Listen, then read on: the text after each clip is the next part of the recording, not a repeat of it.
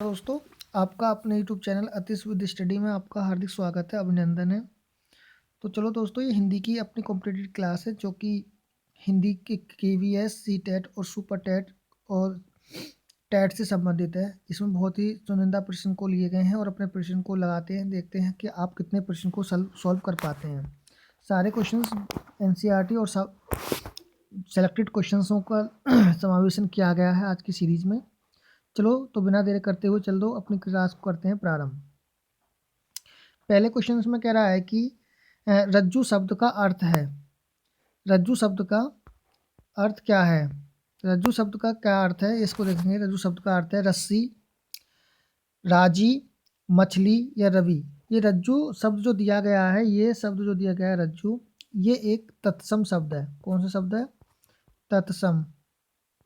और तत्सम शब्द वे होते हैं जो कि संस्कृत के शब्द होते हैं और संस्कृत शब्द से चलकर कुछ शब्द जो कि आम भाषाओं में बोले जाने लगे हैं, बोली में बोले जाने लगे हैं, उनको हम तद्भव शब्द बोलते हैं। तो रज्जु शब्द का जो सही आंसर होगा हमारा option number B is a correct answer, यानी कि रज्जु शब्द का होगा रस्सी। ठीक है दोस्तों, अगली बात करें मछली। मछली का क्या होगा? मत्स्य। रवि का क्या होगा? सूर्य का है रवि, ये भी क्या है? सही है। ठीक है दोस्तों, चलो नेक्स्ट क्वेश्चन पे चलते हैं। नेक्स्ट क्वेश्चन को कह रहा है कि नेक्स्ट क्वेश्चन में है जहां कारण के बिना कार्य की उत्पत्ति हो वहां कौन सा अलंकार होता है? जहां कारण के बिना मतलब कारण नहीं है पर कार्य हो रहा है, कार्य की उत्पत्ति हो रही है, वहां कौन सा अलंकार होता है? विभावना अलंकार option number A, option number B विशेषोक्ति अलंकार, ऑप्शन नंबर सी संगति अलंकार और ऑप्शन नंबर डी दीपक अलंकार। तो जहाँ कारण के बिना किसी कार्य की उत्पत्ति को दिखाया जाता है वहाँ पर विभावना अलंकार होता है। और किस तरीके से होता है, जैसे इसका एक उदाहरण देखेंगे। इसका उदाहरण है बिनु पग, बिनु पग, बिनु पग पैर, बिनु पग पैर चले बिनु बिनु काना। मतलब यहाँ पर क्या है कि बिना पैर के भी चला जा रहा है। बिनु पग पैर चले बिनु काना मतलब बिना पैर के चलना क्या है ये? तो बिना कारण के किसी कार्य की उत्पत्ति का होना विभावना अलंकार कहा जाता है। ठीक है दोस्तों, तो दोस्तों जहाँ कारण के बिना कार्य की उत्पत्ति होती है वहाँ कौन सा अलंकार होता है? विभावना अलंकार। उदाहरण मैंने बता दिया, और उदाहरण अगर बताने वाली बात है तो दोबारा भी देख लेंगे। इसमें एक उदाहरण जो मैंने बताया आ गया अभी आपको, वीनु पग लिख लेंगे दोबारा, ये आता बहुत है। वीनु पग, वीनु पग चलई, वीनु पग चलई सुनई बिनु काना, सुनई बिनु काना। यहाँ पर क्या है कि बिनु पग यानी बिना पैर के क्या हो रहा है? चलना दिखाया जा रहा है। और सुनई बिनु काना यानी बिना कान के क्या हो रहा है काम? सुनाई सुनाई दे रहा है। तो जहाँ पर कारण के बिना, जहाँ पर कारण के बिना किसी कार्य की उत्पत्ति होती है वहाँ पर विभावना अलंकार होता है। ठीक है दोस्तों, उदाहरण समझ में आ गया होगा। विनु पग चलई सुनई बिनु काना, यानी बिना पैर के चलना और बिना कान के सुनाई देना। जहाँ कारण नहीं है पर कार्य की उत्पत्ति हो रही है वहाँ कौन सा अलंकार होगा? विभावना अलंकार होगा। ठीक है दोस्तों, नेक्स्ट क्वेश्चन पे चलते हैं। नेक्स्ट क्वेश्चन कह रहा है कि निम्नलिखित में शुद्ध वर्तनी वाला शब्द है। कौन सा शुद्ध वर्तनी वाला शब्द है? विशेष, विशेष, विशेष या विशेष। तो इन दोनों शब्दों में ऑप्शन नंबर ए सही है या बी सही है, सी सही है या डी सही है? कौन सा शुद्ध वर्तनी वाला शब्द है? बताइए दोस्तों, विशेष में कौन सा शब्द सही है? तो यहाँ पर ज़्यादा देर नहीं करते हुए क्वेश्चन को करते हैं, आंसर लगाते टिक करते हैं। विशेष शब्द कौन सा? Option number A is a correct answer. किस कार्य में वर्तमान काल की क्रिया है? किस वाक्य में वर्तमान काल की क्रिया है? ऑप्शन नंबर ए, उसने फल खा लिए थे, तो भूतकाल की क्रिया था। मैं तुम्हारा पत्र पढ़ रहा हूँ, चलो पढ़ रहा हूँ। अचानक बिजली कौंध उठी, या कल वे आने वाले थे। इसमें वर्तमान काल की क्रिया कौन सी है? तो इसमें वर्तमान काल की क्रिया है जो वर्तमान में प्रेजेंट में वाक्य दिखाया जा रहा है। कर रहा हूँ, अभी तो संदेह है, कर रहा हूँ। तो अचानक बिजली कौंध उठी जो वर्तमान काल की क्रिया को दिखाया जाता है, वर्तमान में प्रेजेंट में एक्शन वर्ड को दिखाया जाता है, वहाँ पर कौन सा वाक्य होता है? अचानक बिजली कौंध उठी। तो क्या है? अभी कौंध उठी, अभी है, बिल्कुल वर्तमान में। तो option number C is the correct answer. अगला क्वेश्चन चलते हैं। जो खाने योग्य ना हो, जो खाने योग्य ना हो वाक्य के लिए एक शब्द होगा। अखाद्य, सड़ा, अनुचित, या ऑप्शन नंबर डी दिखाया गया है सील। क्या है? सीला, सॉरी, सीला। जो खाने योग्य ना हो, क्या है? ऑप्शन नंबर डी सीला। मैं यहाँ लिख दूंगा सीला। अब बताइए कौन सा ऑप्शन इसमें सही है? जो खाने योग्य ना हो वाक्य के लिए एक शब्द क्या होगा? वो होगा अखाद्य। जो खाने योग्य नहीं है, क्या होगा? अखाद्य। सड़ा से कोई मतलब नहीं होता, अनुचित बात ही नहीं की गई है, सीला कोई है नहीं। क्वेश्चन नंबर अगला चलते हैं। क्वेश्चन नंबर अगला 6 पे कह रहा है कि निम्नलिखित में से कौन सा शब्द स्त्रीलिंग में प्रयुक्त होता है? अब कौन सा शब्द स्त्रीलिंग में प्रयुक्त होता है, चलो देखते हैं। आचार्य, आचार्य क्या है? आचार्य क्या स्त्रीलिंग है पुल्लिंग है? आचार्य, क्या आचार्य होता है? यानी तो इसका है ये पुल्लिंग है। पंडित क्या है? पुल्लिंग है। हंस, हंस को देख लेंगे, हंस क्या है?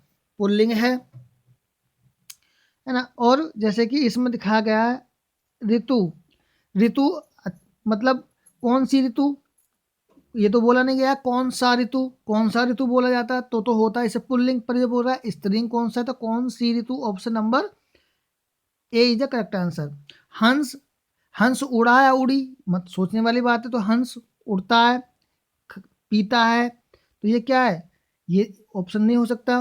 क्या है? पुल्लिंग है। पंडित आए, या पंडित आया, या आई, तो हो नहीं सकता इसमें। ये क्या है? पुल्लिंग है। आचार्य गए, आचार्य ने पढ़ाया, पढ़ाई, ये भी नहीं हो सकता। ठीक है दोस्तों, तो ए अपना करेक्ट आंसर होगा। नेक्स्ट क्वेश्चन चलते हैं। इसमें कह रहा है कि परहित सरिस धर्म नहीं भाई, पर पीड़ा सम नहीं अधिकाई। निम्नलिखित उपयुक्त पंक्ति में ये उपयुक्त पंक्ति किसकी है? यानी परहित सरम धर्म नहीं भाई, परहित सरिस धर्म नहीं भाई, पर पीड़ा सम नहीं अधिकाई। कौन किसकी है? ये रसखान की है, तुलसीदास जी की है, बिहारी लाल की है, या कबीर की है? तो किसकी पंक्ति है दोस्तों, बताइए। तो ये जो हमारा ऑप्शन जाएगा, ज़्यादा देर नहीं करेंगे, इसमें option number B is the correct answer. Tulsidas ने कहा है कि परहित सरिस धर्म, यानी कि दूसरे के परोपकार करने से कोई बड़ा धर्म नहीं है। पर पीड़ा सम नहीं अधिकाई, दूसरे की पीड़ा के समान कोई अपनी पीड़ा नहीं है। इन्होंने इस वाली बात को कहा है, तो ये जो ऑप्शन होगा हमारा तुलसीदास जी का करेक्ट आंसर होगा। ठीक है दोस्तों, और यहाँ पर मैं आपको तुलसीदास जी के बारे में, इन्होंने एक अपनी जितनी भी रचनाओं का समावेशन किया है इन्होंने, तुलसीदास जी ने, किसने? अवधि में किया है। पर रामचरितमानस एक ऐसी इनकी, रामचरितमानस का जो इन्होंने क्या है साहित्यिक अवधि में, साहित्यिक अवधि में इन्होंने, साहित्यिक अवधि में क्या है किसका? रामचरितमानस का 2 वर्ष 11 माह 26 दिन में इन्होंने उसका क्या किया था? समावेशन। और अधिकतर इनकी जो कीर्तियाँ हैं, जो रचनाएं हैं, वो किस में है? सिर्फ अवधि में है। और रामचरितमानस की जो रचना है वो किस में? साहित्यिक अवधि में। चलो आगे करते हैं। जातिवाचक, कौन सा शब्द जातिवाचक संज्ञा नहीं है? जातिवाचक संज्ञा नहीं है, इस चीज को ध्यान रखेंगे, नहीं पूछ रहा है। मनुष्य क्या है? मनुष्य शब्द जवान, जवान क्या शब्द है? जवान, क्योंकि जातिवाचक संज्ञा नहीं है। सभी जवानों के बारे में बात आ गई, जवान। बालक के बारे में क्या आ गई? जातिवाचक, जातिवाचक संज्ञा ये भी है। सभी जवानों की बात आ गई, जातिवाचक संज्ञा है। मनुष्य, सारे मनुष्यों की बात आ गई, जातिवाचक संज्ञा है ये भी।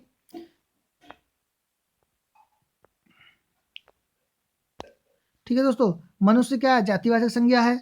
सुंदर छोड़ो, बालक क्या है, जातिवाचक संज्ञा है। जवान क्या है, जातिवाचक संज्ञा है। पर सुंदर क्या है, एक विशेषण है, ये क्या है, जातिवाचक संज्ञा नहीं है। तो C is a correct answer, C is a correct answer. अगला क्वेश्चन देखते हैं। क्वेश्चन क्या कह रहा है, वो कह रहा है जो एक स्थान पर टिककर नहीं रहता, वाक्य के लिए एक शब्द कौन सा है। जो एक स्थान पर टिककर नहीं रहता, जो एक स्थान पर टिककर नहीं रहता, उसके लिए एक शब्द का प्रयोग करेंगे। कौन सा शब्द है जो एक स्थान पर टिककर नहीं रहता।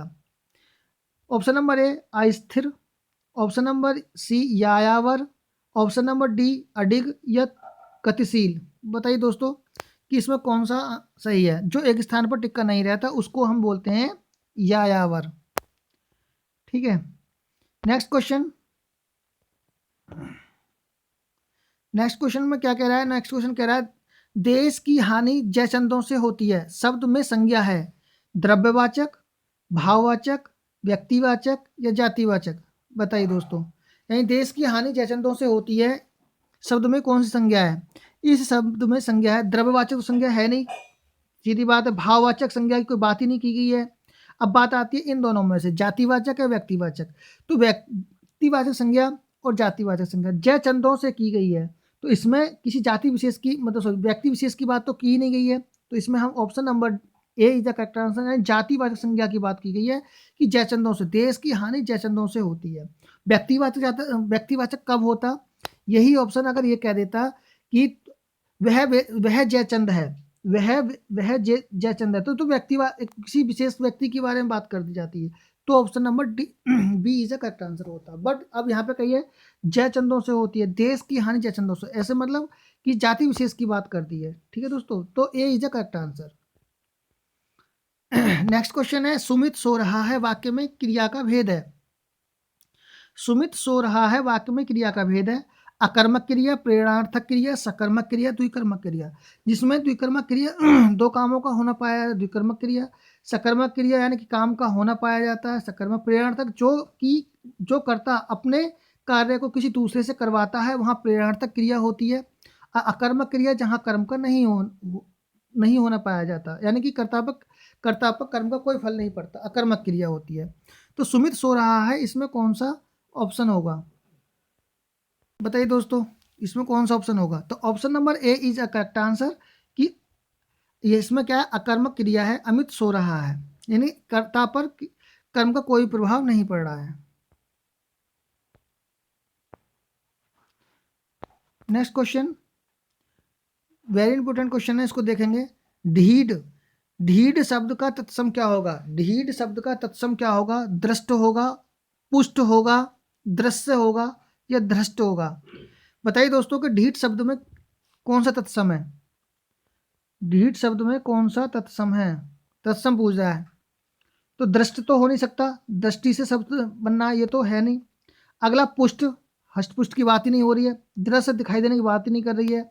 तो option number D is the correct answer, यानी कि धृष्ट होगा।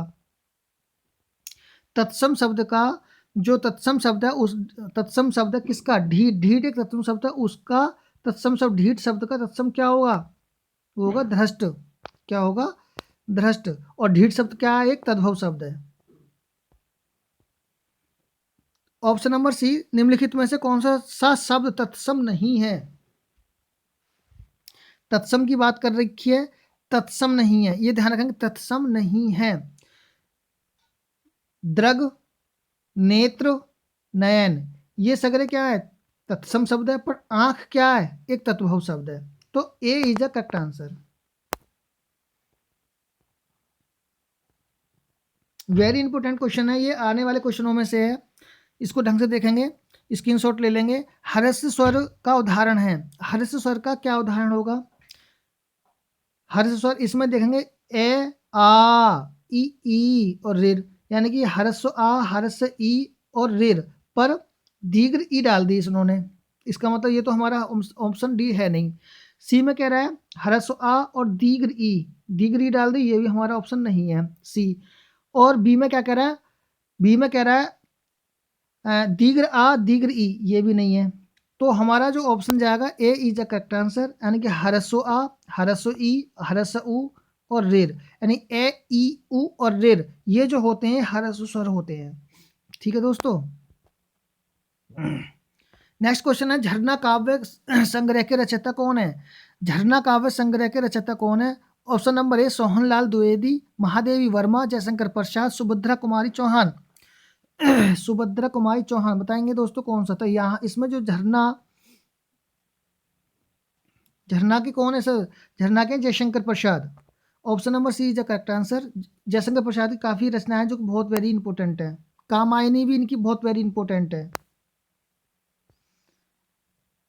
आगे क्वेश्चन है, प्रसारण का विलोम शब्द क्या होगा? प्रसारण का मतलब होता है फैलाना। अब इसका प्रतिदिन का मतलब ही नहीं होता, आरक्षण का मतलब नहीं होता, और दर्शन का कोई मतलब नहीं। अंकुचन, प्रसार फैलाना, अंकुचन यानी कि सीमित करना। तो C is the correct answer. ये इंपॉर्टेंट क्वेश्चन है, इसको जरा देखेंगे थोड़ा। यहाँ पे ये कह रहा है, यहाँ पे सी नहीं होगा, 100 होगा। क्या होगा? 100। 100 लिख लेंगे, ये 100 है यहाँ पे।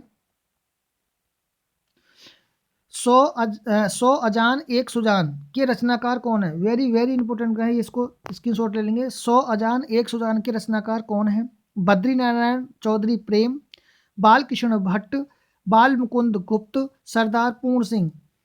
100 अजान एक सुजान, ये क्या है? एक विभक्ति, वो भी है लोकोक्ति, यानी कि 100 अजान 100 अनार एक बीमार।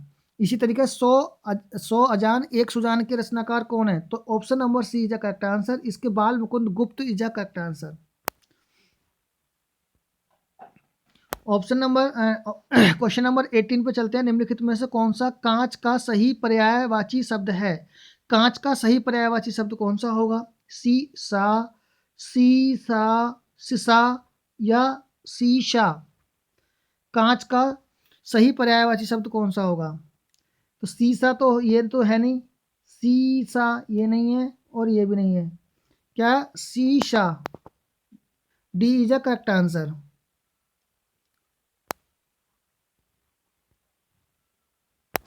आगे निम्नलिखित विकल्पों में से शुद्ध वर्तनी वाले शब्द का चयन करना है। क्या कर रहा है? संन्यास, ये सही है, या सन्यास, ये सही है, या संन्यास, ये सही है। बताइए दोस्तों, इसमें कौन सा विकल्प सही होगा? शुद्ध वर्तनी वाला शब्द कौन सा है? तो संन्यास जो लिखा जाता है वो लिखा जाता है ये, यानी कि B is a correct answer. संन्यास, ये है न्यास। न्यास, और न्यास में हम क्या को जोड़ देंगे? सन, तो क्या हो जाएगा? संन्यास। बचपन और जवानी के बीच की अवस्था को क्या कहते हैं? नविदा कहते हैं, नवयुवा कहते हैं, वयस्कता कहते हैं, वयसंधि कहते हैं। वेरी इंपॉर्टेंट क्वेश्चन है, जो कि एक पेडागोजी से संबंधित भी है। तो जब बचपन और जवानी के बीच की अवस्था को हम कहते हैं वयसंधि। C is the correct answer. Question होते हैं फिनिश। तो दोस्तों, अपनी क्लास को करते हैं बंद। धन्यवाद वॉचिंग माय वीडियो।